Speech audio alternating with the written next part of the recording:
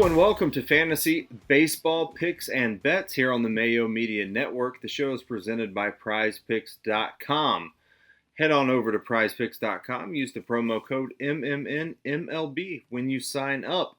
That's who the show is presented by. It's a great website too. You are betting on fantasy outputs of players, their overs, their unders. You can parlay the props together. You can really rack up some nice money if you parlay correctly. Parlays are hard.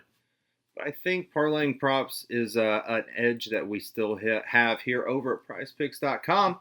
So check it out, PrizePicks.com. My name's David Jones at Tenacious D Jones on Twitter. I'm from the FTN Network, FTN Bets, FTN Daily. Come on over to FTN, check out the content. We cover every sport for fantasy season long, for your daily fantasy betting needs, and also just your regular old betting needs. We have 3 different sites. Come check us out. Also, check out all the great content coming out from the Mayo Media Network. Please subscribe to the channel. Like this video if you haven't already. Hopefully, we can try and help you win some money on a 4th of July Friday night. It's going to be a nice 4th of July weekend. Stay safe out there.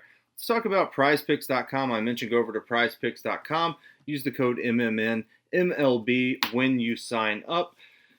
Couple prize picks that I'm going to be looking at on Friday night is going to be Mr. Nolan Arenado going back to Coors Field, his old park. Didn't homer last night. Game's not over yet. Didn't homer on Thursday night yet. Still a couple innings for him to maybe do it. But of course, going back to the home park where he used to rake, but he's also going to be going up against Chichi Gonzalez. Chichi Gonzalez has not been very good this year, 5.81 ERA, has given up 6 home runs in his last 3 starts. That's last 4 starts, with at least 1 home run in every start. He's giving up a lot of runs. Looks like 8, 16, 14, 18, 19 runs in his last 4 starts. Yikes. Think Nolan Arenado can get to him. His over-under is 9.5. I'm looking for a home run here, but he can even get a double, get on base a couple of times, get an RBI or 2, and cover that 9.5. On this slate on Friday night, you have the two of the 3 cheapest pitchers on DraftKings, 2 of the 3 worst pitchers on DraftKings. Not so much really because of the batting matchup, because neither of these teams, the Rockies or the Cardinals, have been extraordinarily good this year, but we know that it's a great hitting environment in Colorado. Chichi Gonzalez knows, Nolan Arenado knows. I think he goes over 9.5. So smash that over. Hopefully it wins. Next one, I'm going to go with Jose Altuve, hitting .350 versus lefties, 4 home runs against lefties in his last 97 at-bats. Altuve hit a home run on Thursday night. That was great. The Houston offense as a whole has kind of been struggling in soft spots over the past few days. They've busted as chalk when you're playing them in DFS, but he's still getting around his over-under over there on Prize Picks. It's only 8 for Jose Altuve, and he's getting there essentially every night. But what really helps him get there is when the offense as a whole starts to roll. That's when Altuve puts up big numbers. That's when he puts up double-digit numbers. I mentioned past couple of days have been a little bit slow, but he did it in one of those last 2. I think he gets there again. Look, he's going up against the Cleveland pitcher Sam Hinkie with a 7.32 ERA. It's not looking good for him over his last, 6 earned runs in his last game is what he gave up. Before that, he was keeping the runs down, but he got really beat up. The Houston Astros, the highest scoring team in Major League Baseball so far this season, even over the Toronto Blue Jays, if you didn't know that, but they're kind of starting to separate themselves now. Jose Altuve, look, he's hot. He's Jose Altuve. He's going to be hitting leadoff again. Homer last night. Gets on base almost constantly, whether it's a walk or getting a hit, and he's got the power. I think he can do it against Cleveland again like he did last night. Give me the over 8 points. That one I'm pretty confident about. Let's talk about DraftKings. It's a huge slate, as it always is on Friday nights. There's huge contests. Be sure to check those and select those correctly. You want to do some single injury stuff if you're trying to just make some money, or some cash games. Don't go nuts and play the $8 100,000 man contest to try and win $100,000 unless you don't care about the money, because it's going to be very difficult to do that, especially in baseball. It's very random, but I feel like we have an edge on this slate. I feel like a lot of people are going to be targeting the Coors game, which you certainly should do, but they always jack the prices up for those St. Louis and Colorado players. That's why you can just hop on over to Prize Picks and bet the over there and not have to worry about how many other people do it, because it doesn't matter if it's chalk, you can still make money. But if you don't know the pitchers on DraftKings, you're going to have a long night. So let's talk about the pitchers. Max Scherzer's up top at Washington. The Dodgers have always hit Scherzer pretty well. Max Scherzer is the GOAT, most expensive, or one of the GOATs. I think he's a fantastic pitcher, obviously. That's not a newsflash or anything, but I'm a little worried with him against the Dodgers. Look, I think he can get 20. I think he can get 25 points, but I'm not sure that's going to be enough this Friday night with such a huge slate. You're going to want to pay out for some bats. I'm not going all in on Scherzer. Lance Lynn against Detroit would make some sense. Detroit's way worse against lefties. Lance Lynn is a righty. Lance Lynn is okay. It doesn't feel particularly safe, but Detroit's a pretty bad offense overall. Again, they do hit righties better than lefties. McCullers against Cleveland, that's a pretty decent spot as well, but McCullers has been up and down this season. Cleveland plays better at home. Whatever reason that might be, read in between the lines if you want to, but not sure I want to go there either. Going on down the line, Lopez, don't want to go really against Atlanta. Atlanta's been hot. They just won the series, swept the Mets the last 3 games, including beating DeGrom on Thursday night. Mize, Gallen, Wood, Hauser, Montas, Walker. I considered them all. But what I'm looking for on this slate, because none of those top plays up there scream 35 points to me. So I want to find someone who's going to be a little bit safe, maybe an SP2, and we can weed out the SP1 later. But I'm going to land on Kyle Gibson against the Seattle Mariners. Kyle Gibson is probably going to be popular, but I don't really care because he seems safe to me. He had a great game, pitched 7 innings against Kansas City last time with a season-high 10 strikeouts for Mr. Kyle Gibson. 38 DraftKings points. I am not looking for 38 DraftKings points for Kyle Gibson. I'm looking for around 20 at 7-8. If he can get me over that, that's all gravy, but that's not what I'm looking for. I want safety with my SP2. He's priced like an SP2. Quite frankly, really shouldn't be. On the season, he has a 2 ERA. That's very good. In his last 8 appearances, he has a 1.68 ERA. Has not given up 2 runs in his last Given up over 2 runs in his last 8 games, which is very good. He's undefeated on the season. He's 6-0, 74 strikeouts on the season, 1.01 WHIP, averaging 18.6 fantasy points per game. That's what I'm looking for. I'm looking for an average, and I'm looking for it against Seattle, and you should be able to do it. Seattle, over their last 3, has struck out 11.67 times. That's high. It's second or third worst in Major League Baseball over the last 3 days. They struck out 12 times just last game. They have a 2.18 average against righties, which is one of the worst in the MLB. And they have the 3rd least at-bats on the season. What that means to me is the offense just isn't clicking against righties, and so they shouldn't be putting up runs. If Gibson can just keep doing what Kyle Gibson's been doing, then I'm going to be okay with that. Before he played Kansas City, if you want to look at averages, he had to go up against Oakland, who has a very, very powerful team, and at Houston. In both of those games, he didn't score over 14 fantasy points, but those are 2 tough offenses against Tampa Bay and San Francisco.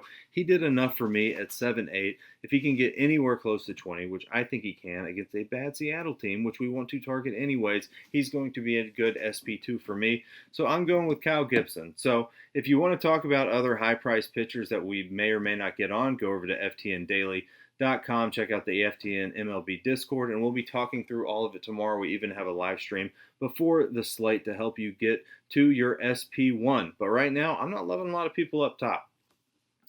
Next, you got to nail your bats. Of course, we mentioned Coors Field's going to be a very popular game for good reason.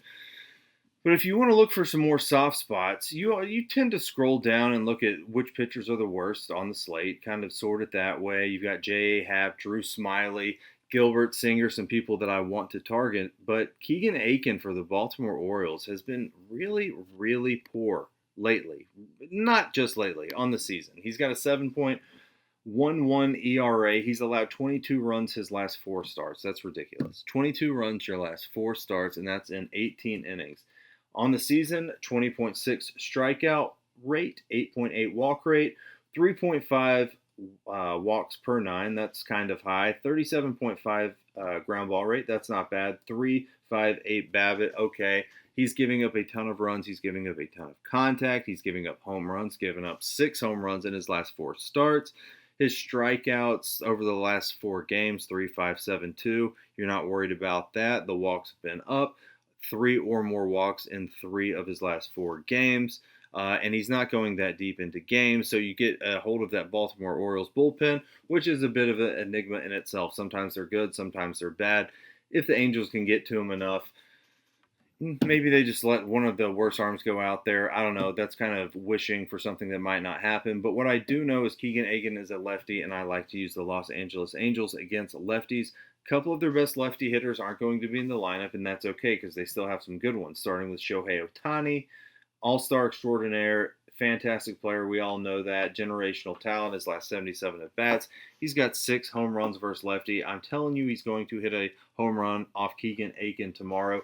370 in those last 77 at-bats with 350 ISO. Ohtani, first inning, home run. Jared Walsh is going to be batting probably 5th, maybe 6th in the lineup. Hits lefties well in his last 82 at-bats, 4 home runs, hitting 240. Average isn't great, but the power is there. He's one of the best lefty hitters on the team. And after him, Max Stassi, last 23 at-bats, 2 homers, and hitting 380 with a 350 ISO against lefties. Like him a lot. Hopefully he's in the lineup. He probably should be. It's pointing that direction. Juan Lagares is somebody that nobody knows. He's a pretty decent lefty hitter as far as average goes. In his last 4 games, he has a hit in each of the games, which is good for him, especially being a cheap player. He's a value player for sure. He'll be hitting towards the back of that lineup, projected now hitting 8th or 9th. Make sure he's in the lineup. Last 43 at-bats, 1 home run. But he's super cheap. You don't need much. What you want is that Angels lineup turning over, and I think that they will against the Baltimore Orioles. The problem you have when you stack the Angels is in between every good lefty hitter is a poor lefty hitter. So you're looking for home runs, you're looking for walks, you're hoping people get on base, hoping they can put up runs early against the lefty before a righty comes in, because they hit lefties better than righties, in my opinion. Anthony Rendon can round out the stack. He's my 5th option on the Angels. I think they're going to be lower owned than the Rockies and the Cardinals, and that's going to be good on a big slate, and they are somewhat affordable, especially the guys I mentioned like Stassi and Juan towards the back of the lineup. Ohtani, of course, is going to be expensive. Walsh is decently priced, but I think you're getting 2, maybe 3 home runs out of those 4 or 5 guys. So go with the Angels. That's what I'm going to be doing. Next, let's talk about some of the one-off bats that we like. If you can't stack up 2 teams, which you should try and do, you can look at one of these one-off bats or build a stack around one of these one-off bats. You've got Matt Olson of the Oakland Athletics going up against Erod of the Boston Red Sox in Oakland. Erod, 5.84 ERA. He's a lefty. Matt Olson hits lefties well, hitting him .410 in his last 94 at-bats. That might be the best in that sample size in the league. Almost said the league. It's a pretty good sample size to be hitting 340. 8 homers in that time span, 330 ISO. Matt Olson. Let's go deep on Erod. I think Oakland can win that game too. Nolan Arenado, I mentioned him when I was talking about Prize Picks, going up against Chi-Chi, Old Park, hitting 340 his last 233 at-bats. That's a lot of at-bats, 10 home runs. He's getting 11 in Coors Field. Sal Perez, probably my favorite play on the day, and honestly, probably should have been listed first. For the Kansas City Royals, going up against J.A. Happ. J.A. Happ's been struggling. He is also a lefty. I'm targeting lefties all day long on Friday night. Last 72 at-bats, hitting .400 against lefties with 8 homers. But here's the BVP stat of the night. Sal Perez has gone up against J.A. Happ 14 times, or his last 14 at-bats, I should say. Last 14 at-bats against J.A. Happ, he has 4 home runs. That is a ton. That is a BVP stat that matters. He is going to hit J.A. Happ. Off J.A. Happ, he's hitting .739 in those 14 at-bats. Insane. Salvador Perez, favorite bat on the night, going deep. Adam Duvall, probably second favorite one-off bat on the night, going up against Drew Smyly in his old park in Atlanta on a team he didn't want to leave when they almost went to the World Series. Drew Smyly, another lefty. Adam Duvall crushes lefties for the Miami Marlins, 5 homers. 5 homers in his last 64 at-bats, one of the best lefty hitters on the Marlins team. He, too, will be hitting a home run on Friday night. I feel pretty confident about those two. Lastly, I wanted to pick someone from the Coors game on the Rocky side, someone maybe sneaky. think I'll go with Dom Nunez. Not particularly excited about that, but I think he can help fill out a stack at a cheaper price for a Rocky on the slate. 4 homers his last 112 at bats against righties, hitting .290. Olsen, Arenado, Perez, Duvall, Nunez to a lesser extent. Those are my one-off bats. Sal Perez, best bat on the night. Going to throw in a couple bets here at the end of the show. After what we talked about, I'm going with the Cardinals over 5.5. I bet that's 6 or 6.5 by the time the game starts tomorrow. I said that same thing last week about another team. I don't remember what it was, but it was over 5.5. By the time Friday hit, it was 6.5. I think the Cards go over 5.5. In Coors Field, seems pretty good to me. Love the next bet. Double down on this one. Angels over 2.5 in the first 5 innings. I told you about how bad Keegan Aiken has been. He has lasted over 5 innings once in his past 5 games, and he only got 5.2. In 4 of the last 5 games, the last 4 games, he's given up over 2.5 runs in each of those 4 games within the first 5. Unless he didn't do it against Cleveland, I can't tell from what I'm looking at, but he did against Toronto, Houston, and Tampa Bay. Angels over 2.5, and they do that by the 3rd inning. That's the show. Appreciate you watching. Please like and subscribe to the channel again. Follow me on Twitter at TenaciousDJones. Enjoy your 4th of July weekend. Thanks for watching. See you next time.